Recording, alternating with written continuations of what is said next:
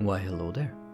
I'm Shinto, or Priest of Buddhism, over on Webtoon Canvas, and I'll show you how starting with a simple question can lead me down a long road of rambling and diverging from a topic to the point where some madman out there might actually consider it somewhat educational.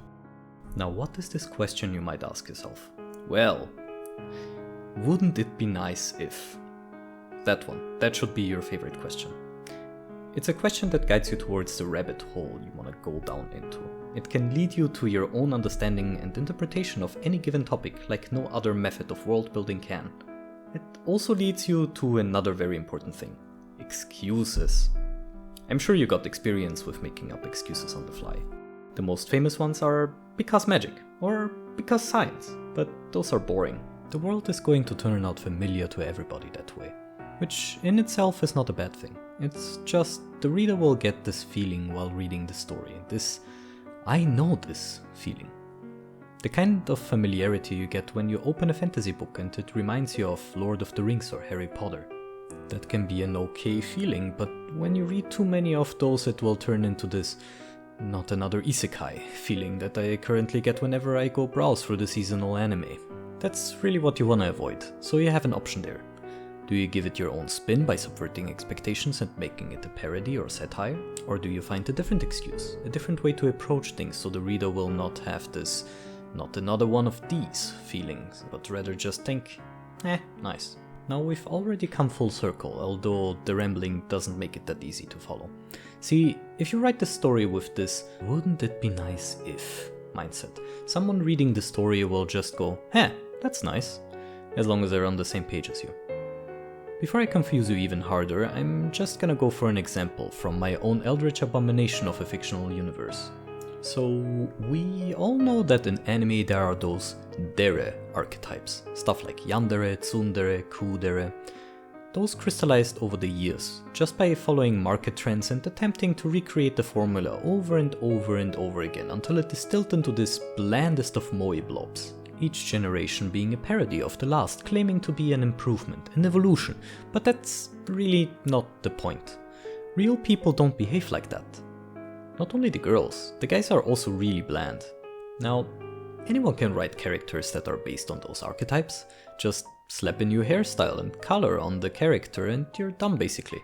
What I did was ask the question, wouldn't it be nice if they had a reason to behave that way? So I came up with an excuse.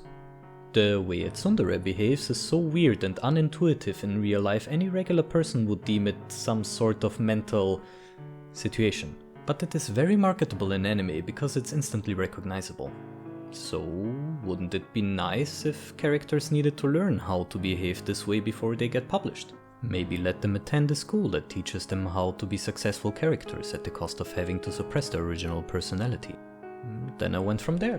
Wouldn't it be nice if background characters needed to learn how to blend in and look stiff as fuck? Wouldn't it be nice if harem protagonists had all their personality beaten out of them so the reader could project themselves easier? This is the exact rabbit hole I was talking about. This is the starting point of a world built not by doing a lot of research, or making a huge spreadsheet, or drawing a map and writing hundreds of years of fictional history. It's a world that makes sense by its own rules, internally consistent. Now how to apply those lessons to create a narrative with internal consistency? What even is that thing? Internal consistency. Personally, I'd say something is internally consistent if you can do this routine not only about any topic that comes to mind, but also as many times consecutively as you want, with there always being an answer, even if you have to force it a little. Remember, you can totally make up excuses. Trick is to ask yourself all of those questions during world building, but only answering a handful of them to your readers. That way, if done correctly, the readers will come to the same conclusions. Now that's the true meaning of internal consistency. And even if you do answer the questions outright, you still want to invoke the thought of, oh yeah, I could totally see that, in your readers. Find the right excuse. Other example from my terrible attempt at an internally consistent world. Harem protagonists. Weird dudes, aren't they? Weirdly oblivious to all things romance, to the point that if they aren't, it's seen as revolutionary within the genre. Also, they seem to be able to take quite a beating in most cases. I mean, look at how hard some of those tsunderes hit. Not uncommon for tsunderes to hit hard enough to kick the average protagonist through solid concrete. And how do these weirdly asexual good guys react? Why, they laugh it off, of course, while bleeding slightly. Usually fixable by just simply transitioning to the next scene. Now that's some next level durability and healing factor if you ask me. Wolverine would be fucking jealous. Why not say fuck it? Those guys are obviously immortal. Why not asexual while we're at it? Now we even have an excuse for them not being interested in anything romantically, be it male or female. Why not go one step further? How do they reproduce? I mean, with censorship being a thing, their genitals are either just a cloud or blur effect or even entirely absent. Maybe they reproduce asexually. Maybe one day, if they manage to piss off a tsundere hard enough with their natural asexuality, they get hit with enough force to split them into two completely identical harem protagonists. Genetic clones in all regards but their hair color. Would explain why they're all literally the same character, right? Why are some of them not like that? The rare self-aware or even straight up horny protagonist. Isn't that the plot hole? No, fuck plot holes. Plot holes are good. Plot holes are a challenge.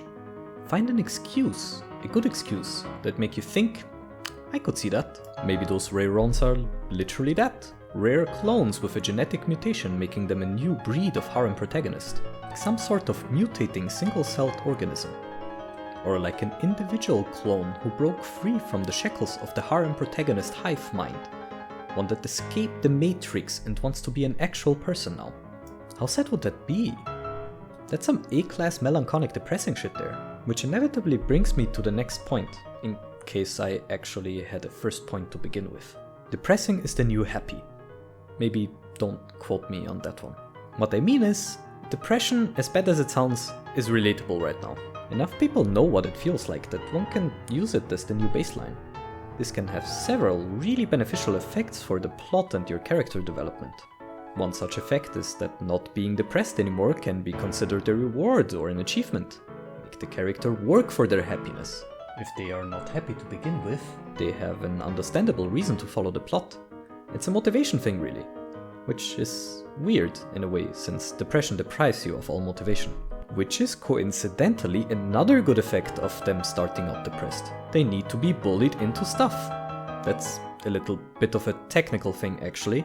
Usually if one follows the hero's journey, one has to have a call to action and an initial refusal. That refusal comes easier to justify if the protagonist is in a state of not feeling like getting shit done today because they have the sads. And since I'm already on the topic of the hero's journey, well, as you can tell from this video's title, this was supposed to be a rant about world building, not about plot structure. But since I made that part of how the world works in my comic, I guess I can touch on it shortly. The hero's journey is kind of like a guideline that lets you write stories that end up very serializable if done correctly. Mostly because it's scalable in both directions with a bit of planning. Let me try to explain what I mean by that. The hero's journey I use as my guideline is an 8-step circle. Kind of like a mathematical formula actually. You insert the protagonist and make them follow the steps, then you insert the antagonist in the right spot and then you have a plot. Must make sense, if it rhymes even a little.